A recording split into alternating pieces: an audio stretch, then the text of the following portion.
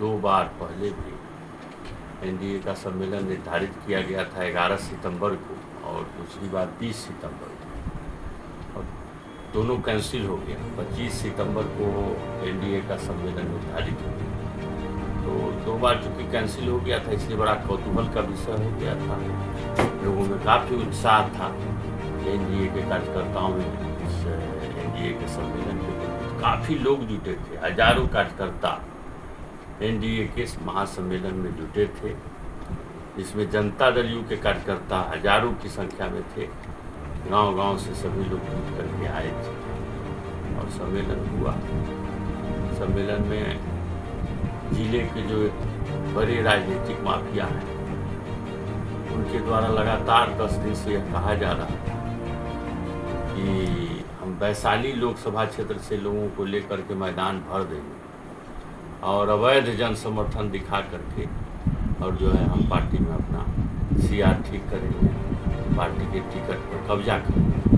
तो इसके खिलाफ कार्यकर्ताओं में भारी आक्रोश था।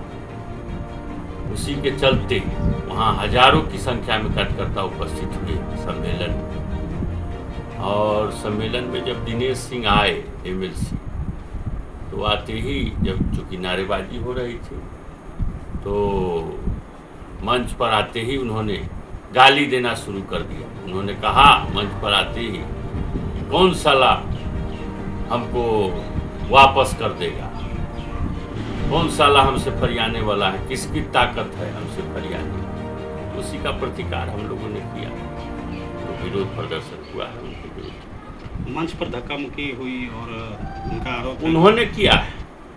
वो आते ही मंच पर गाली देने लगे। हजारों लोग गवाह हैं इस बात के, कोई भी जांच कर ले इस बात का।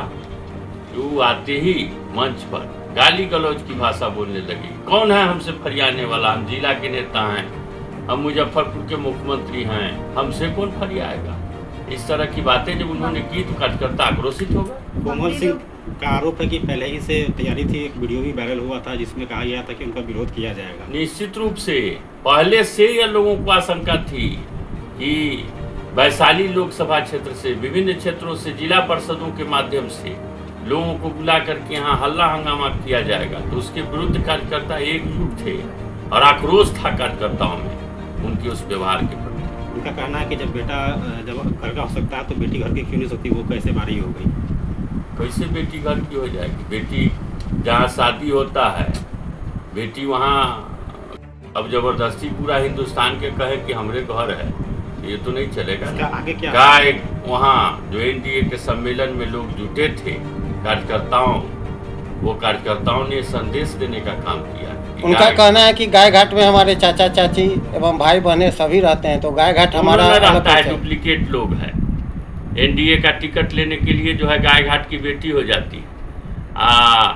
एनडीए में पहले से अपने एमएलसी हैं, पत्नी सांसद है, बेटी यहाँ से टिकट मांग रही है एनडीए से, बेटा उनका वीआईपी से टिकट की दावेदारी कर रहा है साहेबगंज में। तो सर्वदलीय है, सर्वव्यापी है, न किसी धरती के है न किसी पार्टी के है। जबरदस्ती इसका आगे क्या असर होगा? इस एकदम एनडीए पूरा एकजुट है। एक व्यक्ति जो डिस्टर्बेंस पर्सन है, उस व्यक्ति को छोड़ करके पूरा एनडीए गाय घाट का एकजुट है। मैं नहीं कहता कि मुझे टिकट मिल जाए, मैं यही कहता हूँ और गाय घाट के एनडीए के कार्यकर्ता यही कहते हैं कि टिकट किसी गाय घाट के बेटा को मिलना चाहिए और टिकट किसी ऐसे व्यक्ति को मिलना चाहिए जिसने संगठन में आपको फुल सेवा की है और गाय घाट के लोगों के दुख दर्द को 5 बरस जाना है। गाय घाट पे पूरा समर्थन मिल रहा है? बिल्कुल, हमको पूरा समर्थन है। मैं तो दावा करता हूँ कि अगर मुझे उम्मीदवार बनाया गया तो जो महागठबंधन का पारंपरिक वोट है, वो पारंपरिक वोट भी 25,000 से ज़्यादा महागठबंधन को नहीं मिलेगा। तब वो तमाम वोटों का रुझान मेरी तरफ है और मुझे अपार बहुमत से मेरी विजय होगी। लेकिन अभी भी आप लोग ने भी वीडियो शूट किया होगा, फोटो खींचा होगा, उस वीडियो में चिन्हित कर करके आप पूरा गाय घाट का भ्रमण कर लीजिए। एक भी महिला जो 10,000 से ऊपर की संख्या में बैठी थी, एक भी महिला अगर वैशाली की निकली और एक भी महिला गाय घाट की नहीं होगी, तब ये सवाल पुनः हमसे पूछिएगा। हर एक महिला, हर एक पुरुष आप चिन्हित करके घूम घूम के क्षेत्र में सब की सब जनता गाय घाट विधानसभा की थी। और गाय घाट विधानसभा के 41 पंचायत से, बंदरा से भी आए थे, कटरा के 6 पंचायत से भी आए थे और गाय घाट के भी लोग थे। इसको कैसे जवाब दीजिएगा? इसका जवाब जनता देगी। हम लोग देखिए, हम एक दुर्गा पूजा का समय है, माता की आराधना में सब लोग लगे हैं, नारी प्रधानता की पूजी हमारा ये बिलीफ है, हमारा ये मानना स्ट्रॉन्ग बिलीफ है कि कल जो भी हुआ उसमें एनडीए के एक भी कार्यकर्ताओं का उसमें हाथ नहीं था। वो एनडीए के कार्यकर्ता नहीं थे।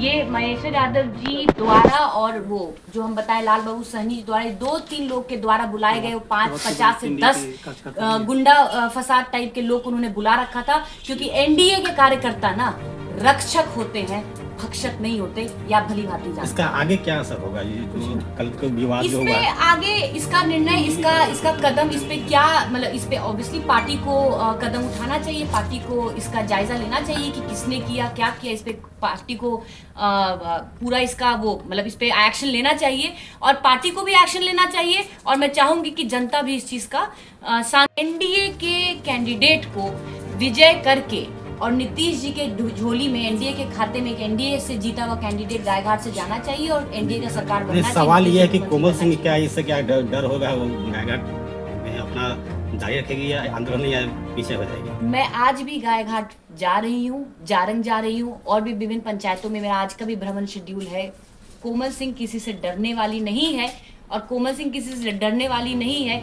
वहाँ पे कार्यक्रम खत्म होने के बाद जब मैं मंच से उतरी तो ये मैंने नहीं, वहाँ की जनता ने, गायघाट की जनता ने मुझे हजारों के तादाद में वहाँ से मेरे को स्वागत करते हुए, अपना प्रेम जताते हुए गायघाट चौक, जारंग चौक तक ले जाने का काम किया। वो भी वीडियो, वो भी प्रमाण आपको देखा। अब किस तरह से देखती है इस कल के माहौल को? क्या महिला को कमजोर और ये दंगा फसाद करना है, मैं इसको साफ साफ देखती हूँ इस रूप में। हमको ऐसा लगता है चूंकि वो लोग आरजेडी के ही विधायक रहे हैं कई बार, एनडीए के तो कभी विधायक रहे नहीं। एनडीए से गायघाट से जब से एनडीए की सरकार 2005 में आई तब से एनडीए, उसके बाद 2005 के बाद एक ही बार एनडीए का वहाँ विधायक बने थे 2010 से 2015, जो हमारी माता जी माननीय जो वर्तमान वैशाली सांसद बीना देवी जी वहाँ की विधायक थी। पूर्व में तो जब भी उनके पिताजी विधायक बने हैं वो आरजेडी के ही विधायक रहे हैं। और जैसा कि आप सुने होंगे कल मंच से हमारे मंत्री जी भी जो बोले, यही बोले ना कि बिहार आगे बढ़ रहा है, 10 साल गायघाट पीछे छूट गया है। तो 10 साल जो गायघाट पीछे छूट गया, 2010 से 2015 मेरी माता जी विधायक थी तो गायघाट में विकास का काम हुआ। और 10 साल गायघाट पीछे छूटा, उन्होंने कहा कि गायघाट में क्योंकि एनडीए का विधायक नहीं था इसलिए 10 साल पीछे छूटा। उस 10 साल में आप भली भांति जानते हैं 5 साल महेश यादव जी का कार्यकाल रहा है और 5 साल भी निरंजन राय जी का कार्यकाल रहा है। बाहरी बनाओ। लेकिन अभी भी आप लोग ने भी वीडियो शूट किया होगा, फोटो खींचा होगा, उस वीडियो में चिन्हित कर करके आप पूरा गायघाट का भ्रमण कर लीजिए। एक भी महिला जो 10,000 से ऊपर की संख्या में बैठी थी, एक भी महिला अगर वैशाली की निकली और एक भी महिला गायघाट की नहीं होगी तब ये सवाल पुनः हमसे पूछिएगा। हर एक महिला, हर एक पुरुष आप चिन्हित करके घूम घूम के क्षेत्र में सब की सब जनता गायघाट विधानसभा की थी। और गायघाट विधानसभा के 41 पंचायत से 15 से भी आए थे, कटरा के 6 पंचायत से भी आए थे और गायघाट के भी लोग थे। इसको कैसे जवाब दीजिएगा? इसका जवाब जनता देगी। हम लोग देखिए, हम एक दुर्गा पूजा का समय है, माता की आराधना में सब लोग लगे हैं, नारी प्रधानता की पूजी हमारा ये बिलीफ है, हमारा ये मानना स्ट्रॉन्ग बिलीफ है कि कल जो भी हुआ उसमें एनडीए के एक भी कार्यकर्ताओं का उसमें हाथ नहीं था। वो एनडीए के कार्यकर्ता नहीं थे। ये महेश्वर यादव जी द्वारा और वो जो हम बताए लाल बाबू सहनी जी द्वारा 2-3 लोग के द्वारा बुलाए गए, वो 50 से 10 गुंडा फसाद टाइप के लोग उन्होंने बुला रखा था। क्योंकि एनडीए के कार्यकर्ता ना रक्षक होते हैं, भक्षक नहीं होते, या भली भांति जानते। इसका आगे क्या असर होगा? ये जो कल को विवाद जो हुआ, आगे इसका निर्णय, इसका कदम, इस पे क्या मतलब, इस पे ऑब्वियसली पार्टी को कदम उठाना चाहिए, पार्टी को इसका जायजा लेना चाहिए कि किसने किया, क्या किया। इस पे पार्टी को पूरा इसका वो मतलब इस पे एक्शन लेना चाहिए और पार्टी को भी एक्शन लेना चाहिए। और मैं चाहूंगी कि जनता भी इस चीज का